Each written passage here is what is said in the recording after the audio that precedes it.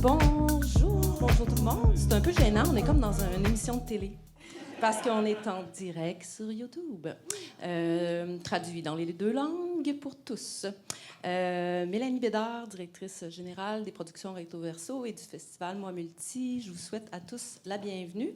Merci d'être là ce matin avec nous pour cette 4e édition de notre volet professionnel qu'on a pondu pendant la pandémie parce qu'on avait envie de rencontrer des gens pareils. Donc, merci à tous d'être avec nous. On est ici pendant 3 jours. Et voilà, c'était ma petite intro. Je passe la parole à Caroline Rancourt, que vous avez sûrement communiqué avec dans les derniers jours. Caroline s'occupe des communications, du marketing et de la promotion chez Recto Verso et pour le festival. Donc, voilà, je vous souhaite à tous une très belle journée. Merci beaucoup, Mélanie. J'ai quelques petits détails à vous mentionner avant de commencer cette belle journée. Donc, premièrement, cette première journée de Volet Pro a pour thème « La vie hybride, inventer de nouvelles réalités ». Les activités auront lieu d'environ 10h à 17h avec de courtes pauses entre chacune d'entre elles, ainsi qu'une pause dîner de midi à 13h. Au besoin, nous vous invitons à visiter notre salle de pause dans les bureaux du Centre Avatar, situé au 5e étage, accessible par l'ascenseur. Je vous rappelle que la traduction simultanée en anglais et en français est disponible, que vous soyez sur place ou en ligne. Pour toute question, n'hésitez pas à vous rendre à l'accueil situé juste à l'extérieur de la salle de conférence ou à repérer une personne de l'équipe qui pourra vous guider.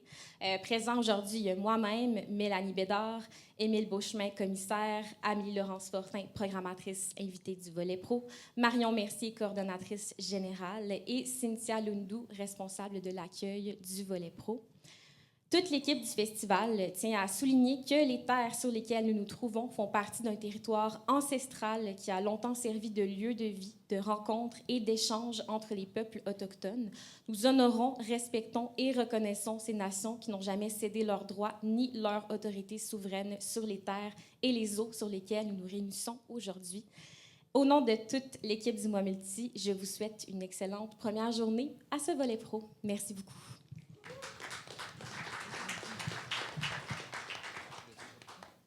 Pas besoin du micro. Bonjour!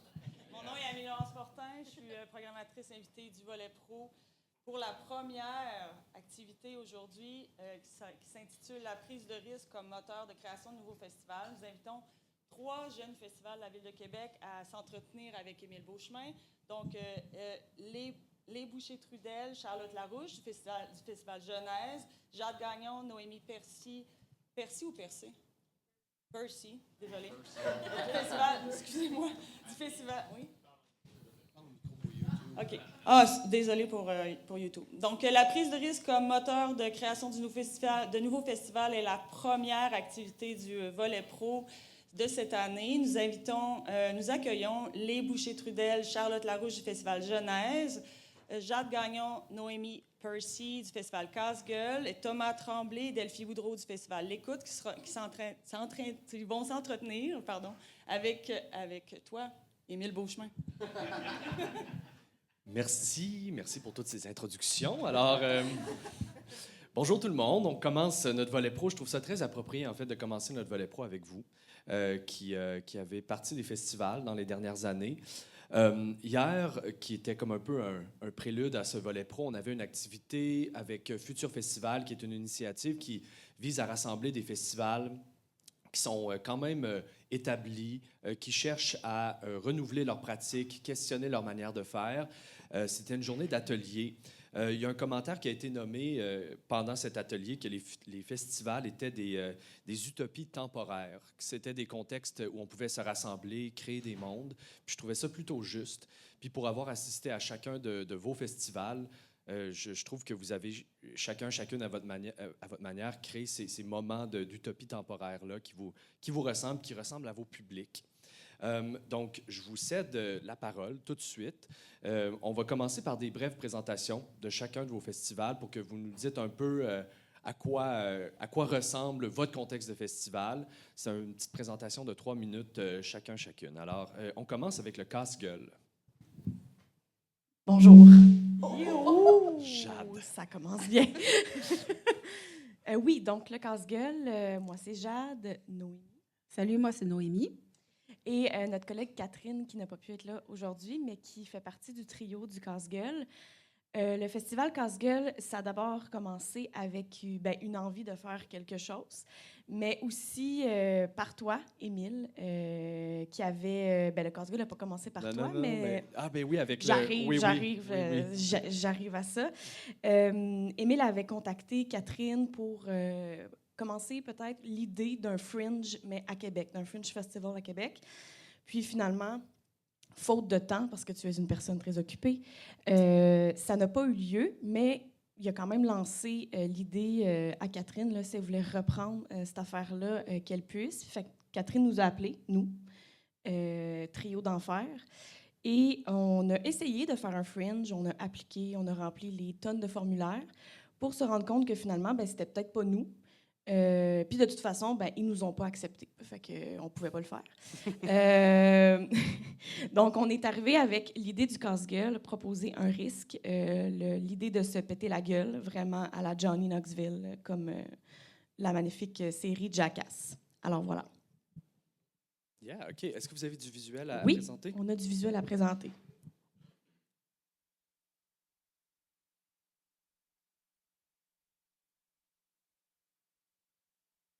OK, on va aller à un autre festival. Alors, allons à l'écoute. Alors, on est avec Thomas Tremblay, je le rappelle, et Delphi Boudreau. Donc, si vous voulez nous parler un peu de votre festival, l'écoute. Oui. Oui, bonjour. On est encore en rodage, peut-être? Parfait.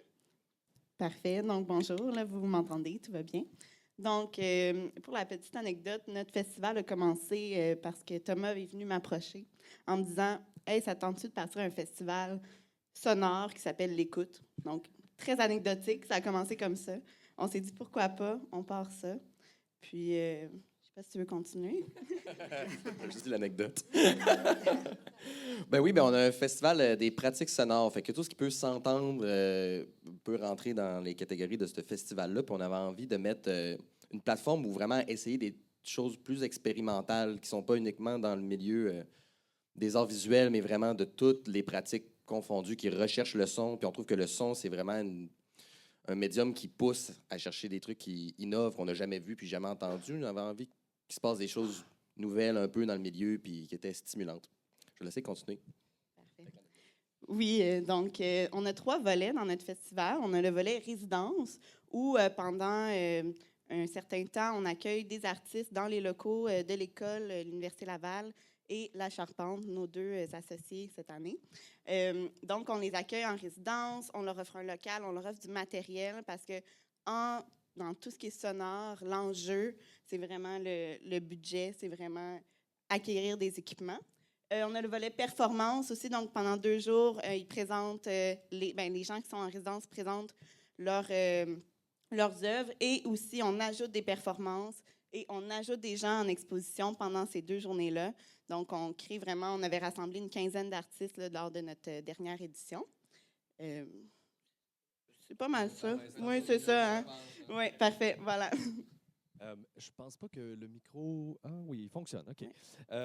Merci beaucoup pour cette courte présentation. On va plonger plus tard dans les raisons du pourquoi que vous avez parti ça. J'irai avec Genèse. Alors, Charlotte Larouche et Lé Boucher-Trudel. Oui, donc, on m'entend? OK, parfait. Donc, bonjour. Donc, Charlotte Larouche, Lé Boucher-Trudel. Le festival Genèse, en fait, est un festival qui est issu de la création de 3 étudiants au baccalauréat en arts visuels et médiatiques. Excusez, j'ai dit 3, c'est 5. 5 les autres membres ne sont pas présents aujourd'hui, donc Vicky Brunet, Éloi ainsi qu'Emmanuel Dansereau. Le but de Genèse Festival, c'est justement de donner l'opportunité aux étudiants des différents bacs en arts visuels et en arts plastiques à l'Université Laval d'avoir l'opportunité de présenter son travail dans un contexte d'exposition. Pour la plupart, des fois, c'était la première fois qu'ils avaient l'opportunité de présenter une exposition, un projet. Donc, c'était vraiment ça, l'opportunité. On a eu la chance aussi de faire Genèse à la Charpente des Fauves. On s'est fait passer les locaux. C'était vraiment extraordinaire. Donc, on s'est fait passer le premier étage de la Charpente des Fauves, la salle de spectacle, ainsi que la salle blanche au premier étage. Puis, plusieurs de nos artistes, en fait, on a eu 34 participants pour présenter leurs œuvres, ont eu envie de présenter leurs projets dans les loges qui étaient sans fenêtre. Donc, c'était parfait pour la présentation de vidéos, ainsi que le garde-robe, en fait, à l'entrée. Donc, on a eu l'opportunité d'enlever tout le matériel qui était déjà là. Puis, ça a été bien pour certaines personnes qui ont présenté un projet, un projet plus insolite. Donc, le festival était... l'idée à la base du festival, c'était de faire, de présenter, de faire une exposition. Mais puisqu'on avait tellement de personnes, on a décidé de présenter, de faire cette grande exposition-là sur 3 jours, donc en formule festival. Donc, chaque jour, les participants arrivaient, démontaient l'exposition, puis remontaient pour la soirée même. Donc, il est possible de voir des œuvres de certains artistes qui ont participé. Nous, on a décidé de donner une chance égale à tout le monde de présenter leurs œuvres sans limite. Donc, chaque personne qui postulait était pris dans le but de faire une exposition communautaire. Puis, la soirée s'est terminée en beauté. En fait, pas la soirée, le festival, avec une soirée performance, lors de laquelle 8 performances ont été présentées et lors de laquelle, en fait, aussi une centaine de personnes sont venues assister. Donc, ça a vraiment fini en beauté, le festival. Donc, la dernière image de la présentation montre effectivement la dernière soirée performance. Merci beaucoup pour la présentation. De retour à moi qui parle trop fort dans le micro. De retour à Jade avec le casse-gueule. Oui. Ben non, mais c'est correct, car il y a un petit mot. OK. Là, on m'entend quand même? Je pense... OK. Non? On a le micro. Bon, je vais y aller avec le micro qui sonne bien. Avec lui. OK, donc on continue sans PowerPoint ou avec PowerPoint. C'est pas grave. Est-ce qu'on a du visuel pour le casse-gueule?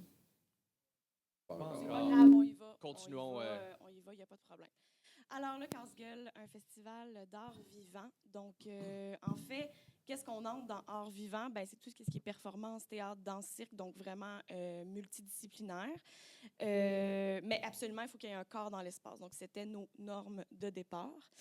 En fait, l'idée de base, c'était de proposer une plateforme aux artistes de la Ville de Québec principalement, mais on a aussi accueilli des artistes de la Ville de Montréal, à venir risquer quelque chose. Donc, quelque chose qu'ils n'ont jamais fait, une première étape d'un projet, ou peut-être que c'est un projet existant, mais qu'on vient gosser un espèce de fantasme artistique qu'on n'aurait peut-être pas pu dans une autre plateforme. Donc, c'est vraiment ça l'idée. Puis ensuite, ben, on s'est dit, nous, en tant que diffuseurs, on demande au monde de se péter la gueule avec peu de moyens. Parce qu'évidemment, comme vous le savez, ben, il y a toujours l'enjeu financier là-dedans. Ben, nous aussi, il faut être cohérents, donc il faut prendre des risques également. C'est pourquoi on a gardé cette chose-là du Fringe Festival dans nos inspirations diverses, qui était la pige. Donc, on lance un appel de projet, mais il n'y a pas de sélection artistique, donc on pige les projets. Cela dit, on se gardait tout le temps, et ça c'était mentionné aussi, là, on se gardait tout le temps un artiste coup de cœur qu'on appelait pour qu'il vienne faire notre résidence, parce qu'on avait aussi un volet résidence. Donc, on accueille pendant une semaine un groupe d'artistes ou un artiste, puis à la fin du festival, il présente. Le festival est présenté durant 3 jours. Après aussi, dans notre réflexion on demande à quelqu'un de venir se péter la gueule avec nous, ben nous aussi, il faut jouer avec des choses risquées. On se voyait mal présenter ces propositions-là, toutes et toutes dans le même lieu de diffusion un peu plus classique. Donc, pour nous, il fallait vraiment comme décloisonner nos lieux de diffusion. C'est pourquoi on est arrivé avec la patente du trajet spectatoriel. On a aussi des artistes commissariés. Oui, on appelle du monde parce qu'on le sait qu'ils sont willing. Fait que là, on fait comme let's go, tu t'en viens avec nous. Et les réponses ont toujours été oui. Alors, on est chanceuse et charismatique. C'est ça qu'on s'est dit. Donc, on est venu avec l'idée du trajet spectatoriel. Donc, on commençait, ça fait 2 ans que ça roule, le casse-gueule, ça roule, que c'est commencé. On commençait toujours à la Charpente des Fauves. C'était vraiment notre lieu de rencontre avec tous les spectateurs, spectatrices. Puis ensuite, on se dirige à pied dans plusieurs lieux de la Basse-Ville. Donc, de Saint-Sauveur, puis un peu dans Saint-Roch. La première édition, on a fait l'épicerie La Locale, une traque de chemin de fer quelque part cachée qu'on ne peut pas dire, c'est un secret. La rue, quelque part dans une rue. Cette année, on a ajouté un stationnement à un moment donné résidentiel. On avait l'église Saint-Sauveur cette année. On avait le petit le café sur Saint-Vallier. Le café sur Saint-Vallier. Il y a eu le... Oh oui, ma station café. Oui, ma station café. Ensuite, cette année, on a eu un show de skate dans un petit parc. On a eu le garage Vallière et Nadeau. Donc, voilà. Oui, c'est pas mal ça. Génial. Ben, de toute façon, on va pouvoir aborder plein d'autres affaires plus tard dans la présentation. Donc, ce que je trouvais intéressant, en fait, quand on parlait avec Amélie Laurence-Fortin de cette activité, en fait, de cette première table ronde, on trouvait important de mettre de l'avant les nouvelles démarches de la Ville de Québec. Et je trouve que la Ville de Québec est particulièrement foisonnante en ce qui a trait à des nouvelles initiatives, des nouveaux festivals. Il y a vous, mais Spoken Word Québec, le BAM, pour n'en nommer que quelques-uns. Pour moi, les festivals, ceux que j'ai côtoyés et qui ont été partis dans les dernières années, ça répond toujours pour moi à un manque ou à un certain vide où les gens qui les partent se disent il faut ça dans l'écosystème, on a besoin de partir cette initiative-là. Donc, je serais curieux de vous entendre sur pourquoi. Vous avez expliqué un peu comment vos festivals fonctionnent, mais vraiment le pourquoi vous avez décidé de partir respectivement vos festivals. Je commencerai avec vous, Genèse. Oui, bonjour. Dans le fond, nous, on a commencé, je pense que c'est parti vraiment, effectivement, de frustration un peu, là, tu sais, pour pas... en fait, pour être honnête. C'est sûr que là, c'était juste les étudiants et étudiantes, bon, au baccalauréat en arts visuels médiatiques, au certificat en arts plastiques et au baccalauréat en enseignement des arts. C'était vraiment, dans le fond, je pense qu'en fait, avant de devenir un festival, c'était, bon, une idée d'exposition ou de partage. Puis, dans le fond, c'était vraiment... On manquait de temps de partager, dans le fond, notre travail avec les autres à l'extérieur, dans le fond, des évaluations à l'école, dans le fond. Puis ça, c'est vraiment... tu sais, il y avait de la pression performative aussi beaucoup là-dedans. Donc, je pense que c'était aussi de faire un espèce de... de créer un sentiment de communauté que, je pense, est un peu manquant à l'Uni, mais aussi peut-être dans le milieu. Des fois, on se sent un peu désemparé, puis... fait que c'est vraiment parti de cette frustration-là. Puis voilà, je dirais que c'est ça. OK. Merci beaucoup. L'écoute? Oui. Bien, je parle fort. Ben oui, moi, c'est tout le temps... Tu sais, nos profs, ils nous disaient « Ah, nous, tout ce qui est à Méduse, c'est nous autres qui a parti ça. On était là, puis c'était vraiment émergent. » Puis tout d'un coup, c'est devenu comme une institution. C'est vraiment rendu autre chose. Donc, c'est un peu comme dire, genre, moi aussi, je suis la prochaine personne qui parle la prochaine institution. Non, on ne veut pas se rendre jusque-là, mais... mais vraiment. Mais c'était vraiment comme un genre d'envie de partir quelque chose qui est vraiment adapté à ce que la scène artistique et émergente a besoin.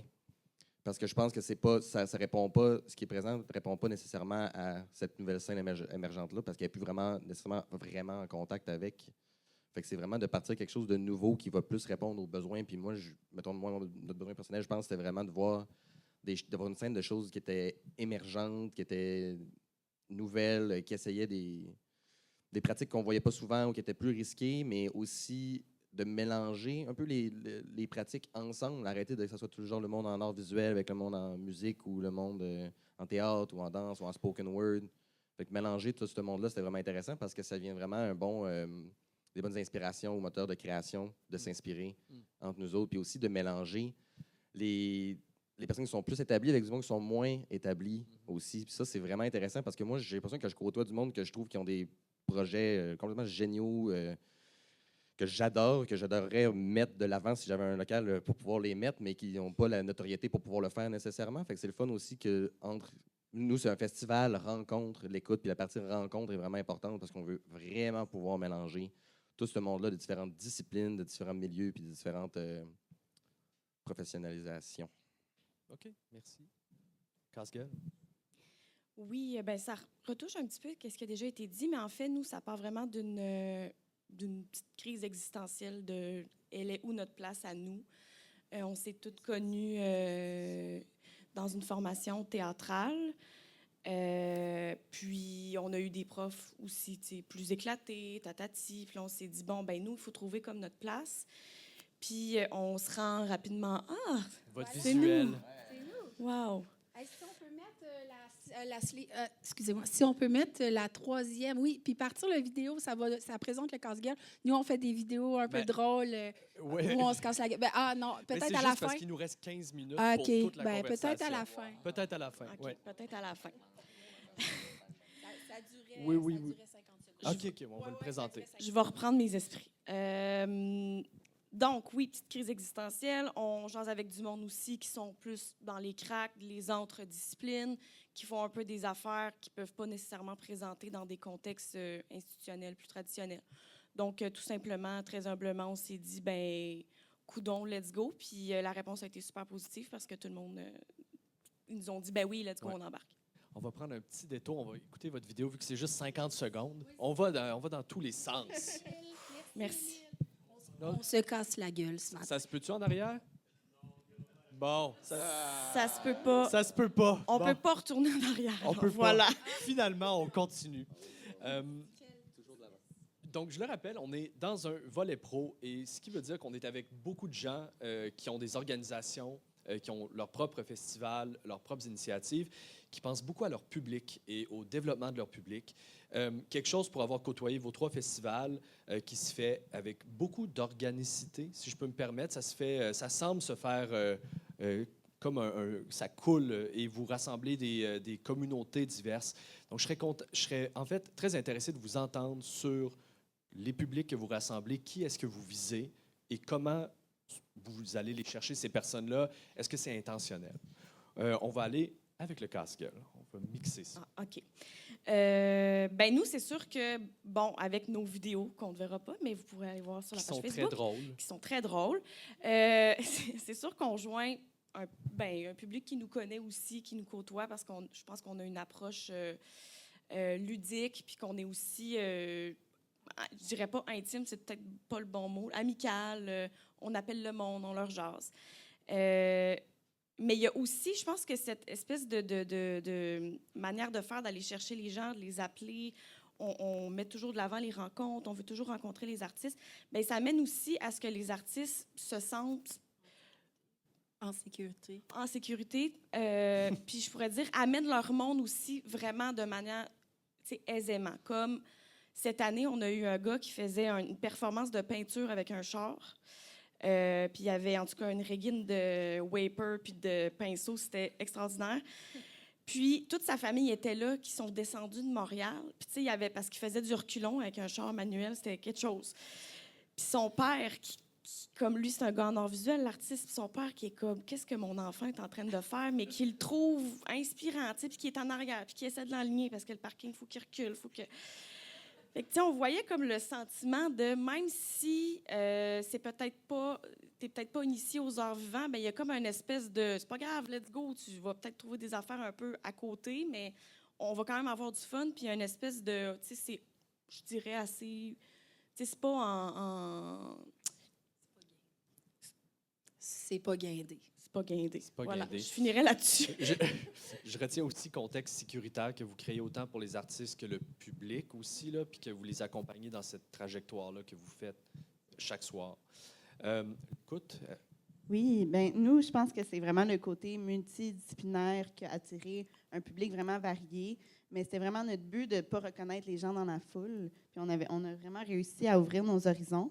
Je dirais que c'est vraiment la magie des réseaux sociaux aussi. Au niveau de l'appel de dossier, on a fait confiance à Facebook.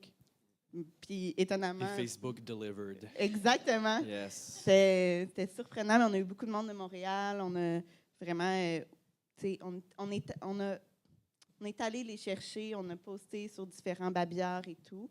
Puis ça crée vraiment, c'est ça, cette rencontre-là par les différentes disciplines. Donc là, on parle des artistes. Dans vos appels à projet, vous avez reçu des dossiers que vous ne connaissez pas personne là-dedans? Non, exactement. On a eu 56 dossiers, ce qui était vraiment, Quand même, oui. pour une première édition, surprenant. Donc, il y avait beaucoup de monde de Montréal qu'on ne connaissait pas. La plupart des artistes, c'est nos amis, mais aussi des gens de Québec qu'on ne connaissait pas dans d'autres disciplines. Puis, par rapport à votre public, est-ce Oui. que c'était le même constat? C'est comment vous le catégorisez, mettons? Là? Bien, c'était vraiment un public varié. Il y avait des gens qu'on a su après qui venaient de la communauté vraiment du noise de Québec, qui avaient un ami qui performait, qui sont venus le voir. Donc, ça, ils n'étaient pas habitués de voir d'autres disciplines comme du théâtre ou de l'art sonore. Mais on a aussi des gens, je pense, qui ont vu la publicité Facebook, qui ont vu ça par les réseaux. Fait que vraiment, les réseaux sociaux nous ont amené un public autre qui n'était pas habitué, je pense, de venir dans des événements qui sont nécessairement d'art visuel. Qui étaient peut-être plus habitués à venir voir des trucs de musique, mais qui sont venus par l'appel du son. OK. Ouais. Genèse. Ben nous, ça s'est fait de façon très organique. Je pense qu'on n'a pas misé sur quel public est-ce qu'on voulait amener. Dans le fond, on voulait que ce soit le plus, en tout cas, dans la mesure du possible, diversifié possible. Ça s'est fait, dans le fond, comme il n'y avait pas de comité de sélection, mais ça voulait aussi dire qu'il allait y avoir beaucoup de gens qui allaient, de participantes. Puis là, il y avait 34 plus une dizaine de performeuses, ce qui fait comme une quarantaine de personnes, 12 personnes par soir. Ça amène déjà comme sa diversité de personnes.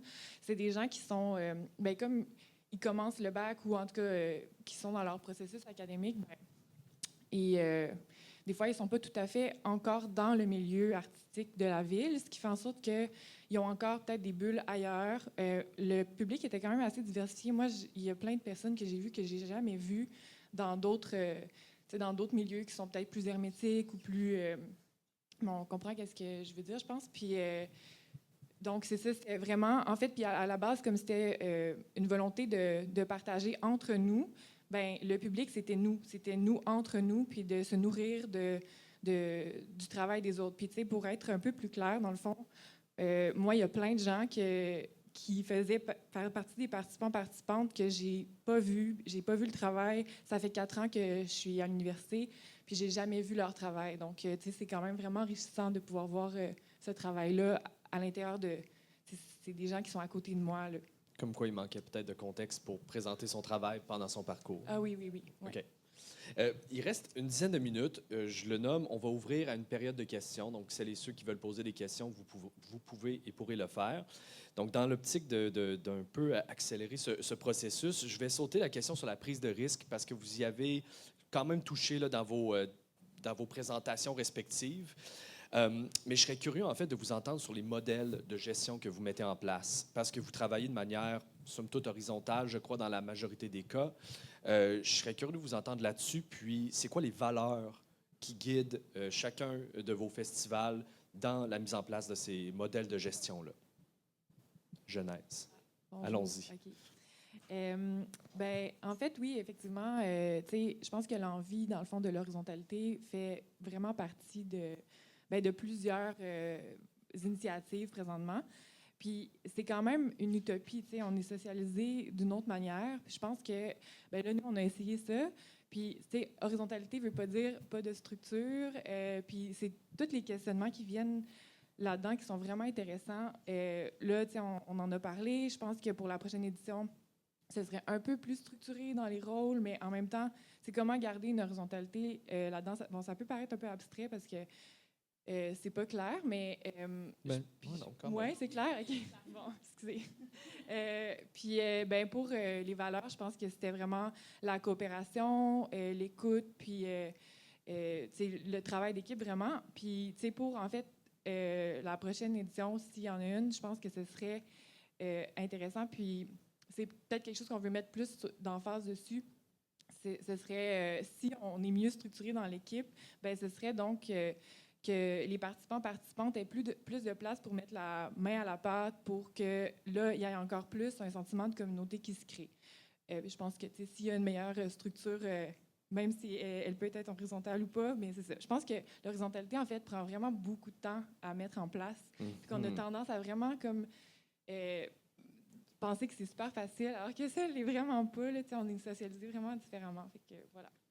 Je trouve ça vraiment intéressant, la notion de temps que tu nommes, là, parce qu'on est dans des structures et des contextes où le temps, on n'en a pas beaucoup. On veut faire les choses, somme toute, rapidement. On veut produire rapidement. Donc, ce que tu nommes de prendre ce temps-là, d'installer les choses, je trouve ça très important de le dire. Ben oui. Puis j'ajouterais quelque chose aussi. Oui, excusez. On fait ça vite parce que 10 minutes, hein? Puis c'est ça, l'écoute, tu sais, puis en fait, le temps, effectivement, je pense que le noyau du projet, tu sais, c'était de faire un suivi individuel avec chacune des participantes, de leur demander c'est quoi leurs besoins, tu sais, puis en fait, ça prend énormément de temps, puis je pense que ça, c'est un risque, entre autres, tu sais, que, bon, on n'a pas parlé des risques, mais c'est un risque à prendre, de prendre ce temps-là avec les gens, puis de vraiment prendre en compte leurs besoins, puis après ça, nous, de faire un casse-tête, puis de se plier à leurs besoins, à eux, tu sais, et pas l'inverse, dans le fond. Rapidement, ce que je voulais dire aussi, c'est que par rapport à comme l'organisation horizontale, c'est comme, je pense que le défi qu'on a eu, c'est vu qu'on était un très jeune festival et ça s'est formé malgré tout rapidement, c'est de garder le but commun, en fait, c'est quoi. Puis là, j'ai l'impression que pour la prochaine édition, de ramener vraiment à le but commun de notre festival, qui est de rendre ça le plus accessible possible à tous ceux qui veulent faire le festival. Donc, c'est de comme se ramener vers là. Fait dans les discussions post-festival, c'est vers ça qu'on veut vraiment davantage se ramener. Puis, c'est ça. Super. Le casse-gueule? Nous, c'est assez organique, en fait, de la manière que ça s'est formé. On a chacune pris notre place Vas-y, puis ben c'est ça. Nous, c'est très organique, puis c'est ça qui est problématique pour la suite, étant donné que là, ça grossit. Puis c'est très difficile quand tu es trois à combler tous les postes et toutes les tâches de ta structure, comme tout le monde qui commence dans n'importe quoi. Après, de faire rentrer d'autres personnes dans la patente, mais là, c'est comme comment je fais une passation de comme 10 tâches que juste parce que je suis là, que je le fais parce que l'autre n'a pas de temps. Puis, tu sais, c'est un peu ça, là, comme notre prochain enjeu. C'est sûr qu'à chaque édition, tu sais, on a comme une dizaine, même voire cette année, il y en avait plus que 10, là, mais des bénévoles qui sont vraiment all-in avec notre mission, puis qui sont très autonomes, puis que je suis certaine que si on disait « Hey, toi, mettons, ça te tenterait-tu de l'année prochaine, pas juste d'être bénévole, mais d'être vraiment dans la structure? » Je suis certaine que ça fonctionnerait. Mais encore là, c'est une question de temps, de « je m'assois et je fais mon dossier de passation », qui est un peu, c'est ça, vu que c'est organique, c'est ça. Parce qu'on s'entend, le financement est assez faible, c'est-à-dire qu'on va chercher du financement privé. Cette année, on a eu Première Ovation, mais on travaille beaucoup sans moyens, disons, là, fait que voilà. Oui, j'allais y venir plus tard, mais c'est tout à fait. Ça fait partie des préoccupations de la structure. L'écoute. Nous, on a vraiment un mode d'organisation sans mensonge complètement horizontal, comme tu dis, là, vraiment le plus normal que tu pourrais imaginer. Ouais. C'est vraiment ça, là, le plus normal. Mais on en parlait l'autre jour, justement, puis c'était vraiment intéressant, je trouve, comme réflexion, de penser comment ça peut être différent, puis comment... parce qu'on est tellement habitué à ce mode de fonctionnement-là, puis d'autres modes de fonctionnement ne fonctionnent pas nécessairement très bien. C'est difficile de faire quelque chose qui... Il y a un festival qui va fonctionner avec un mode d'organisation qui serait autre que celui-là qu'on connaît. Puis quand, là, justement, tu parlais d'utopie un peu, puis d'idée d'un festival, ben c'est un peu comme, veux pas, instinctivement, ton festival, tu veux qu'il grossisse, qu'il y ait le plus de monde possible, qu'il devienne le plus populaire, puis mais c'est vraiment, je veux dire, on est tous remplis par le vice de l'appât du gain. Donc c'est dur de se dire, tu sais, comment ne pas devenir la chose que tu as voulu détruire depuis le début, tu sais. Fait que c'est sûr que c'est des... Nous, je pense que là, on commence de plus en plus à en parler, puis plus ça avance, plus on commence à se dire comment on pourrait fonctionner puis être différemment. Puis c'est juste d'être alerte à ça. Puis on s'est dit, chaque année, il faut vraiment revenir puis dire, est-ce que ça fit encore avec le besoin qu'il y a dans le milieu en ce moment? Est-ce que nous, on a encore rapport dans ce milieu-là? Est-ce que ça devrait pas être aucun cadre fixe? Ça change de méthode, ça change de dynamique, ça change de festival carrément. Avec le temps, c'est toujours quelque chose qui est en mouvement continuel pour toujours s'adapter. autant dans l'organisation de comment le festival est tout court. C'est pas de se dire, moi, je suis là, je suis à la tête, je monte dans le truc, puis ça grossit, mais plutôt se dire, où ma place? J'ai-tu encore besoin d'être là? C'est-tu encore intéressant? Où est-ce qu'on en est? Puis c'est important de chaque année revenir comme ça. Se demander, on a-tu vraiment besoin de grossir plus que ça? On a-tu besoin de rajouter plus de monde? On a-tu besoin d'aller voir plus de subventions? Dans un sens, tu sais. Parce que plus tu vois de l'argent, plus tu dois le mettre à quelque part, puis plus ça devient gros, puis il faut que tu gardes ce rythme-là un peu, là. Il faut justifier de prendre tout cet argent-là. Fait que c'est de questionner.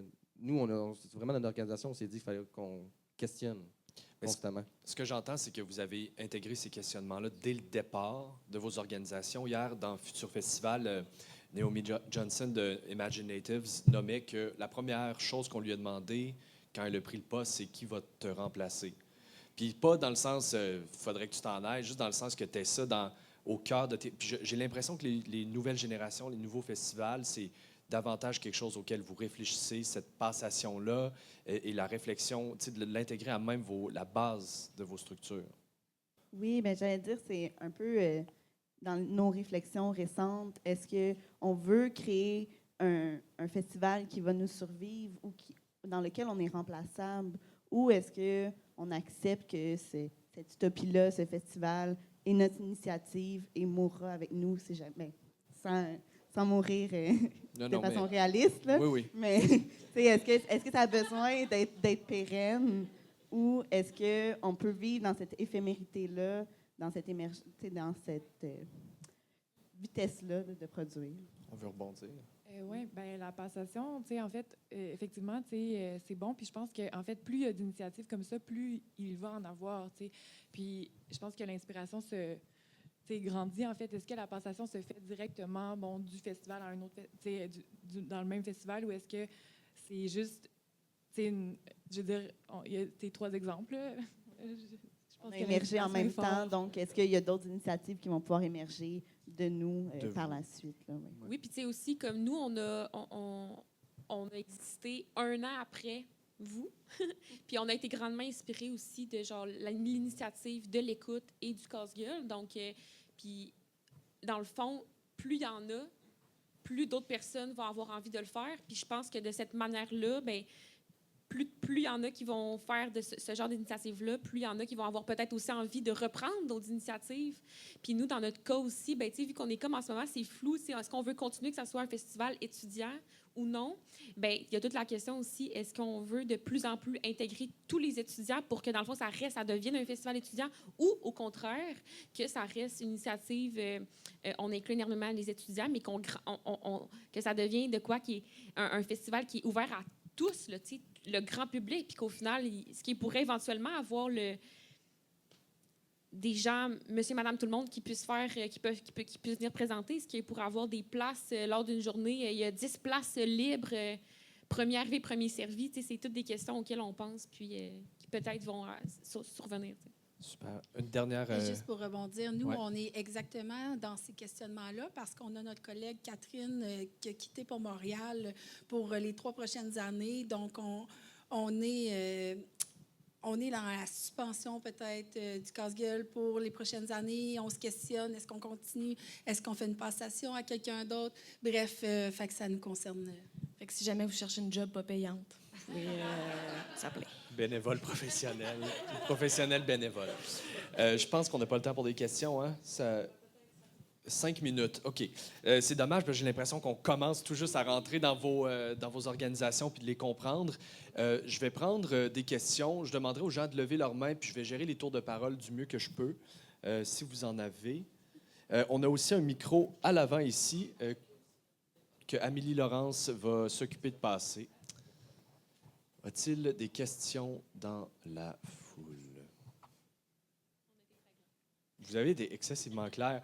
Mais en fait, peut-être, s'il n'y a pas de questions, je serais aussi curieux de vous entendre sur vos modèles de financement, ou du moins l'absence de modèles de financement. Je serais curieux surtout de vous entendre sur les manques que vous percevez par rapport à ça, puis comment vous gérez ça dans vos organismes. Bon, ben la première édition, on l'a fait un peu rapido presto, puis aussi, c'était comme, on était plus dans l'idée, l'utopie et tout. On s'est financé par l'association étudiante de l'école, et puis comme c'était pour les étudiants, par les étudiants et étudiantes. Mais là, tu sais, je pense que c'est nécessaire qu'on fasse d'autres qu'on ait d'autres types de financement. On va faire des recherches et tout. Mais oui, vous connaissez les types de... On sait c'est quel type de financement vers lesquels on veut aller, mais là, ça a comme été trop vite l'année dernière, donc on s'est autofinancé, en fait, par l'université. Ouais. Nous, pour notre première édition, on a été financé par l'université, donc le fonds de recherche de l'Université Laval, ce qu'on on a été très choyés puisqu'on était étudiants. Et je dois dire qu'on a fait une campagne GoFundMe, donc vraiment financée par la communauté, beaucoup de dons. On a reçu un grand appui de la part de la communauté.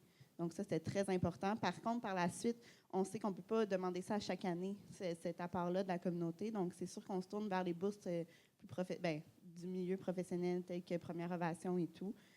À voir si on est financé cette année, c'est tout le temps un gamble. Donc, mais c'est vraiment... on est juste nous deux pour l'instant. On a intégré une troisième personne, mais on sait qu'on ne peut pas avoir une grande équipe puisqu'il y a ce manque de financement-là. Donc, on essaie vraiment de s'auto-suffire, mais c'est sûr que pour grandir, ce manque de financement-là, ça ne sera pas pérenne. C'est pour ça qu'on se pose ces questions-là de pérennité, entre autres. Quick rebondissement, Thomas? Bien, je pense aussi que notre but premier là, avec le côté financement, c'était de pouvoir payer les artistes, mettons. Ouais. Puis même là, on a payé un montant complètement symbolique, l'affaire qui pouvait le plus serait possible rapprocher de ce qu'on pouvait payer. Puis c'est bien plate, mais c'est tout le temps ça. C'est juste qu'on est tanné que le monde font juste donner du temps et leur talent gratuitement quasiment. Ça serait fun de pouvoir vivre puis ce que ça mérite. Là. Puis moi, je pense que c'est ça qu'on essaie de plus possible dans le financement, aller. Parce qu'au bout du compte, moi, personnellement, je pense que tant qu'il y a 4 murs et un toit, on peut faire quelque chose de le fun. Là. L'important, c'est que le monde se rassemble puis que ça se passe bien. C'est juste que c'est tannant que le monde ne soit jamais payé. T'sais. Fait que c'est plus pour ça le financement, je pense, qui est important. Puis c'est ça que le manque se fait le plus sentir, je pense aussi. Être capable de payer le monde pour le faire.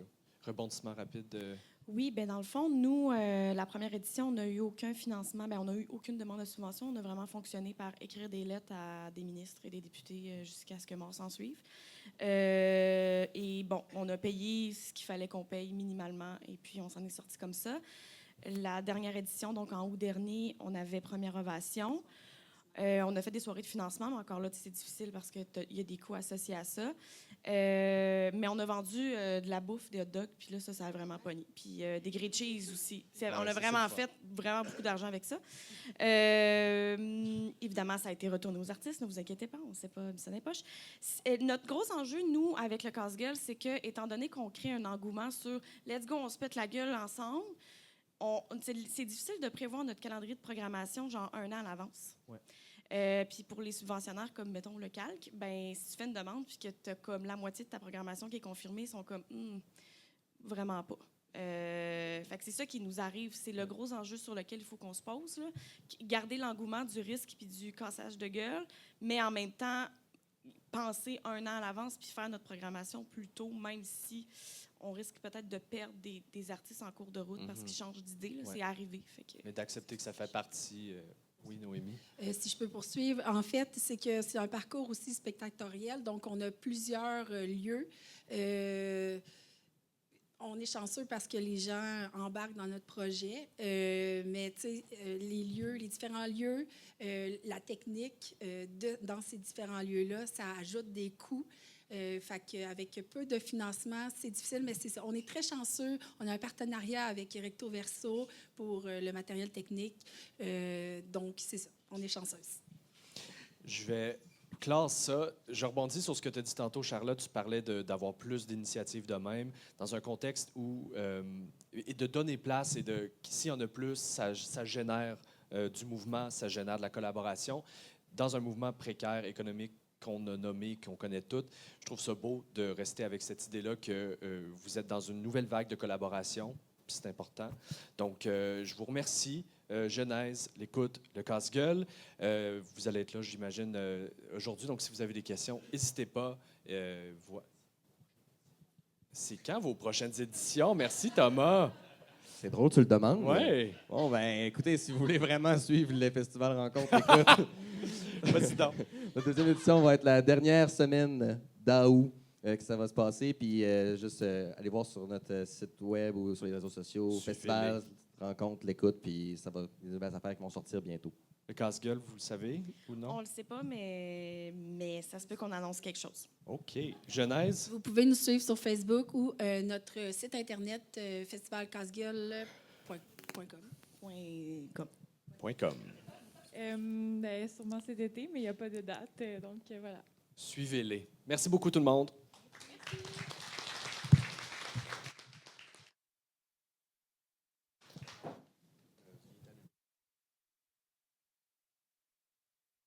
On la pause. OK.